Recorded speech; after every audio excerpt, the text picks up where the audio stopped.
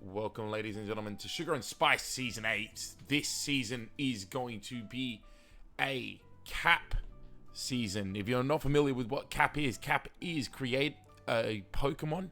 It is a tier full of custom Pokemon that have some really unique and overpowered designs and quirks, to say the very least.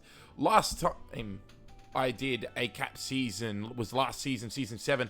I managed to not only top my division, but make it through to the semi-finals, where I was swiftly defeated quite handily by, I want to say that it was Curtis. It was Curtis, yes. So, we're looking to go a little bit better than the semi-finals this time, and I have a little bit of history behind me as well, because the last time that SNS did a cap season was in Season 3, where it was my first season playing, and I managed to come away with what I would consider an upset victory at the time, especially considering that at the time my team was rated quite low in the power rankings preseason by Joey Heracross. So without further ado, let's get into the team that I have drafted for this season of SNS. Starting off, we had to go with my homie G. The man, the myth, the legend, it's Cormodor. Cormodor is familiar Pokemon to me. I was going to say it's a fucking amazing Pokemon. It is a fucking amazing Pokemon.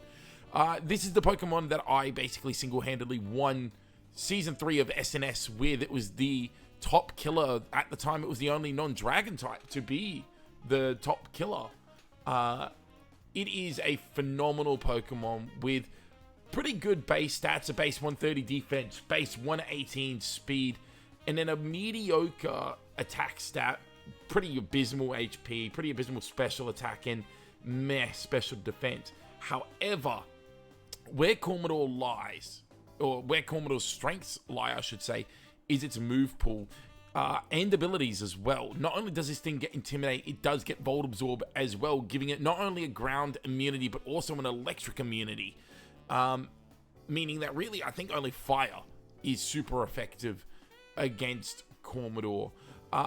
Not only that, its moveset is incredible. Access to Belly Drum as well as Priority Bullet Punch, as well as Brick Break and Acrobatics, means that this Pokemon can sweep through teams if given the opportunity and able to switch in for free. This is a Pokemon that people are going to struggle with, even if power creep in recent generations has rendered it a little less powerful than previously when I used it. However, it is a force to be reckoned with, and I recommend opponents do not sleep on this Pokemon. Obviously, going with some familiar, we then had to go with a little bit of unfamiliar. So, my next pick, should I say, is Raging Bolt, one of the new legendary Pokemon that came out in Scarlet and Violet. I should say that it is a Paradox form. It is the Paradox form of Raikou. This Pokemon is absolutely phenomenal as well. It has an incredible base stat total of 590 with 125 HP and 137 special attack being the standout. It's extremely bulky, hits like a truck. This is the click buttons Pokemon. So far, we have two click button Pokemons that can basically do whatever they want. Cormodor can hold a Choice Band if I really wanted it to, or Citrus Berry, but Raging Bolt, it can be anything. It can go with the Booster Energy, it can go with the Choice Specs, it can go with an Assault Vest and more bulky style like that, as well as having priority with Thunderclap, strong dragon moves, and not really great coverage, but decent enough. This Pokemon will be a threat, and I look forward really to using it. Speaking of Pokemon that I am looking forward to using, this is a Pokemon that got used extremely well against me in the semi-finals of the last season of SNS, and it rounds out my Steel Fairy and Dragon core. It is Sylveon. Now, Sylveon is an extremely interesting Pokemon. It has a great base stat total, reasonable HP, but it's where it lies is its special defense and special attack stats being in that 110 and 130. This Pokemon also gets the ability Pixelate, meaning that its hyper voices and such become fairy type moves as well. So this Pokemon can be used as an offensive Carmine Sweeper. It can also be used as just a tremendous bulky Wish Pass Pokemon. It can be used to set up screens as well. This Pokemon's duty for the most part will be to help set up the sweeps for my other Pokemon who have far more offensive presence and some really cool attacking moves. I really look forward to using this Pokemon though. Like I said, it was used extremely effectively against me. Our next Pokemon was interesting because originally I wasn't even going to pick it up. However, upon looking at its abilities and its stat total, I kind of had to. And it's a start of my Fire, Grass, Water core as well. The main one, that is. It is Pyrock, who, I mean, let's be honest, this is just a Digimon, right? This is just a Digimon. It looks... it looks so goofy. He's such a goofy boy. But Pyrock is an extremely slow Pokemon. But what it lacks in speed, it makes up with in HP, in defense, and relatively good special attack and special defense as well. But where it really lies is in its abilities, because this thing has some phenomenal abilities. Firstly, it can be aggressive with Rock Head, using moves such as Double Edge, such as Flare Blitz, and I believe that is it. Oh, and there is Woodhammer, I believe, as well. Yes, Woodhammer as well, meaning it doesn't take any damage from any recoil of those moves. With the ability to set up Dragon Dance as well, this mon can become a little bit of a speedy threat if it's allowed to get away. Obviously, its attack stat isn't exactly ideal for that. However, the base power of all the moves that it learns are incredible, and Dragon Dance attack boosts, you never want to underestimate it. Its other abilities are Battle Armor, meaning it can't be struck by critical hits, and while its defensive typing isn't the greatest, it does have a solid defense stat, a decent special defense stat, and a monstrous HP stat, as well as access to recovery. Again, this thing can be a beast defensively, and Will-O-Wisp as well, to make it just that little bit more tanky. It can also set up rocks, and it can also do some pretty cool stuff with Sunny Day as well, which I'll get into a little bit later when I introduce another Pokemon that I have. However, this mon also gets the ability Contrary. That's 3 incredible game-changing abilities almost. Rocket, not Rocket, but Battle Armor, not really that game-changing. But obviously this Pokemon gets access to Overheat, which will normally lower the special attack by 2. Obviously with Contrary, that will go up instead. Incredible ability to have on a Pokemon. Whilst it is slow, it does make up for it in its power and bulkiness.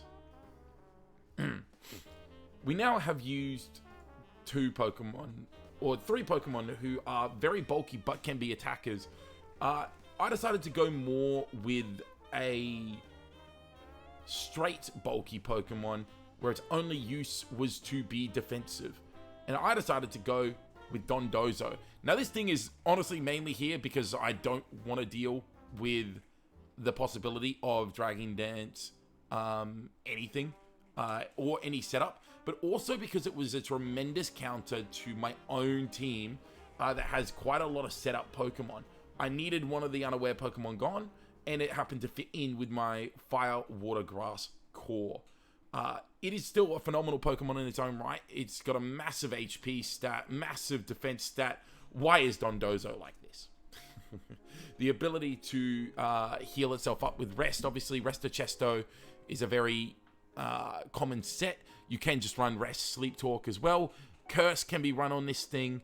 You can also just run it as straight just defense with no sort of setup like that. I think it'll be a really interesting Pokemon to use. It was left quite late. This was the 5th draft pick that I went with. So I don't think many others really saw all too much potential in it. Hopefully, I'm able to utilize it correctly and we can hopefully get some value out of it. I mean, its HP stat is monstrous, so hopefully we can get some usage out of it. Now, Dondozo is a Pokemon that I've never used. In fact, so far, the only Pokemon we've used here is Raging Bolt. Now, I've not used this next Pokemon in SNS, but I have used it before in other drafts. It is Azelf. Azelf is going to be, for the most part, a Stealth Rock setter with access to Explosion. It can get out as well. However, its stats allow it to really be anything. You can run this with Assault Vest. You can run this with Choice Scarf. You can run this with the attack investment. You can run it with the special attack investment. You can run it Choice Specs. You can run it even Choice Bandit if you really wanted to. Its speed tier makes it incredibly difficult. It does mean that the opponent may need to bring a Scarf on, say, a Dragapult just to outspeed potential Scarf Azelf. This Pokemon should be really useful for me. The ability to pivot with U-turn as well is going to be huge, considering at the moment only Raging Bolt has pivot on my team. So finding more pivot was great, as well as finding a Levitate Pokemon, because it now means that we have 2 ground immunities. This should hopefully be an incredible Pokemon, and I really look forward to using it. Now, you guys might be wondering, Harry, this is a cap season. So far, you only have 2 cap Pokemon. What's going on? Well, don't worry, because our next pick is Baby Carabolt. That's right, we have chosen Electrelk. Now, Electrelk, I will say I probably picked this a little bit early. I don't think anyone was looking at it. However, I think it's going to be really interesting to use. It has the abilities both Galvanize and Overgrow, meaning it powers up its stab type moves as well as giving normal type moves the electric typing. This is going to be my Terra Captain. It is going to have the Terra types of electric, grass, and ground, as well as its, let's just say its move pool is lacking for coverage. This Pokemon is another Rapid Spinner, or is really my only Rapid Spinner at the moment. It is able to get rid of any hazards that we get on the field, which we are quite weak to currently. Has access to some pretty cool moves, including Endeavor, Knockoff. It does get some Leech Seed shenanigans. However, I'm mainly going to be using this again for setup. While its stats are, again, nothing to write home about, its speed being pretty mediocre is there. The Terra typing, as well as the abilities of Galvanize, as well as the potential for Swords Dance, should still mean that this is a good enough Pokemon to use here. It also gets access to Trailblaze, so that that pretty good speed stat, that base 101, with 1 Trailblaze could be extremely threatening. I look forward to seeing how I can use this Pokemon and when I can bring it to different battles. Because last season, we managed to utilize some Pokemon that I don't think anyone expected me to great effect. Except for maybe Carkol. Carkol kind of got shafted. But even in past seasons, that's been one of the things that I've done well, is find niches for underutilized or underthought of Pokemon. I did it with Squawkabilly, which is why it's now a 2-pointer and not a 1-pointer. So hopefully I can do the same thing for Electrelk. Moving on. Another Pokemon that has been a draft staple for a long time, but a Pokemon that I've never really gotten to use, it is Krookodile. Krookodile is just incredible. It is a jack of all trades. It's able to be banded. It's able to be scarfed. You can put an Assault Vest on it. Focus Sash. You can do pretty much anything with Krookodile. It is a phenomenal Pokemon. It can be a Moxie Sweeper. You can put Intimidate on it. It can be a little bit bulkier. It's just incredible. Its stats are pretty evenly spread all throughout. Its move pool is great with access to Earthquake and obviously Stab Dark Pulse as well. We needed a ground type at this stage because we didn't have one, and we needed a dark type as well. This fulfilled both roles extremely well. It's an extremely good Pokemon. Again, a Pokemon that I really look forward to bringing and seeing if I can utilize correctly. Now, I'm sure you've noticed, but a lot of our Pokemon speed tiers are not ideal currently. And I wanted a little bit of speed control just so I don't have to run a Scarf on a Pokemon pretty much every week. So for that, we drafted Masquerain. Now, Masquerain was honestly just one of the cheaper web setters that is still semi-decent. And Masquerain, don't get me wrong, is still semi-decent. It's one of the few Pokemon with access to both Sticky Webs and Quiver Dance, obviously the others being Ribombee. Masquerain's Intimidate ability is going to be extremely useful. While its stats are still mediocre, really its only purpose for most games will be to come in and to set up the Sticky Webs to allow the rest of the team to sweep. Pretty self-explanatory, really. I was very happy to actually get a web setter this time. Whilst looking through this, I realized I didn't have a grounded poison type, and that's been one of my philosophies for the last few drafts, is get a grounded poison type so that poison spikes mean nothing. And I also needed some rock type coverage as well, because at the time I hadn't picked another one of my Pokemon. This Pokemon also sets up rocks. It's also a hazard clearer, and it can set up poison spikes.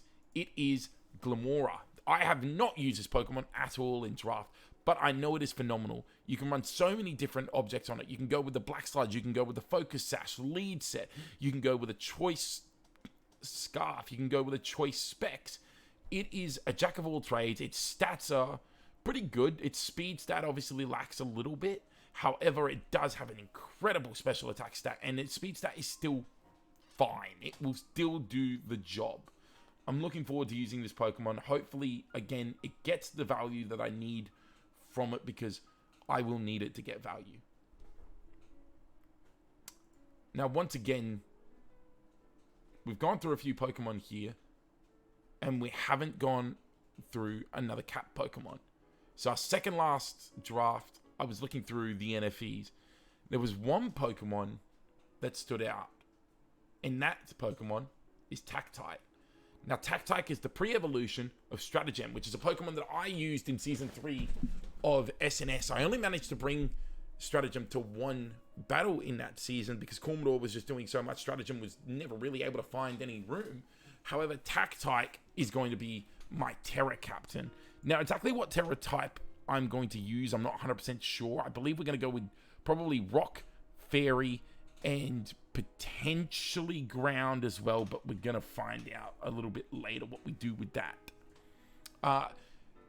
This Pokemon has some pretty cool abilities as well. It has Levitate, giving us yet another Ground. So if you've been counting correctly, that's right, we now have 4 potential Ground immunities, as well as Technician, meaning that moves with 60 base power or less get boosted.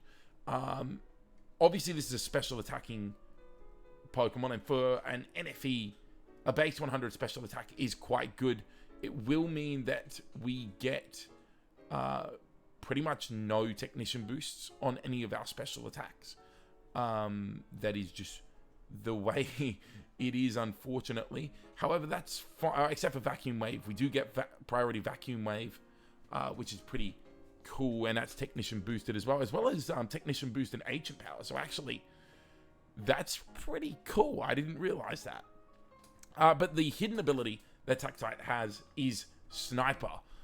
Sniper, obviously, phenomenal ability. If you get a crit, it does extra damage, so you get another 1.5 damage added on top of the extra crit hit damage. Should be a really useful Pokemon. Obviously, it means I can check the scope lens on it. It's got a decent speed stat. Eviolite can be thrown on it as well, although I don't think it will be taking all too many hits. And we're also going to be able to run potentially some Choice Scarf, Choice Specs type of deal as well with Technician. I think this is going to be a really cool Pokemon to use. The ability to Terror it, I think, is going to be highly overlooked. And I'm actually expecting this to be quite a useful Pokemon and one that I bring to quite a few battles. And last but not least, we have the Pokemon that I really wanted to use. It's a Pokemon that I've never used, have always thought about it, and then always chickened out for something that's better and has the same ability like Togekiss, for example.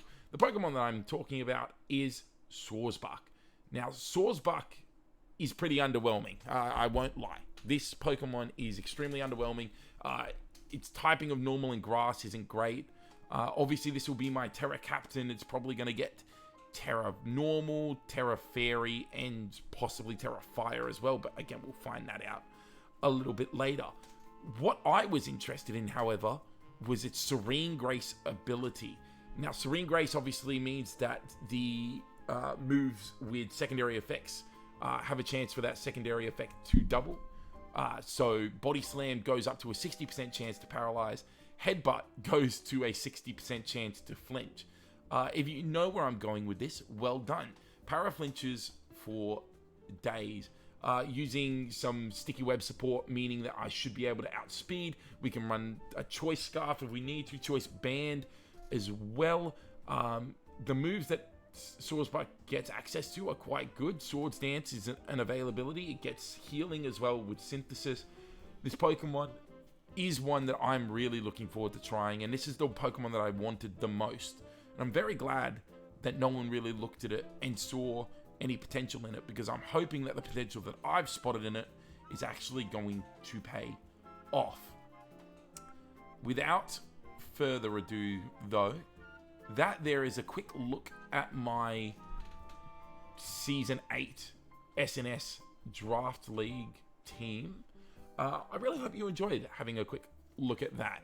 I am quite happy with the team that I have managed to build. It was not the original team at all, but I think regardless the Pokemon that I have chosen are going to, at the very least, get me back into playoffs. That's the expectations that I have for myself this season. However, my group is absolutely stacked, and some of the other teams in this are extremely stacked as well. I hope you all enjoyed. I hope you all have a wonderful day/night, and I will see you all when it is time to start the season. Ciao.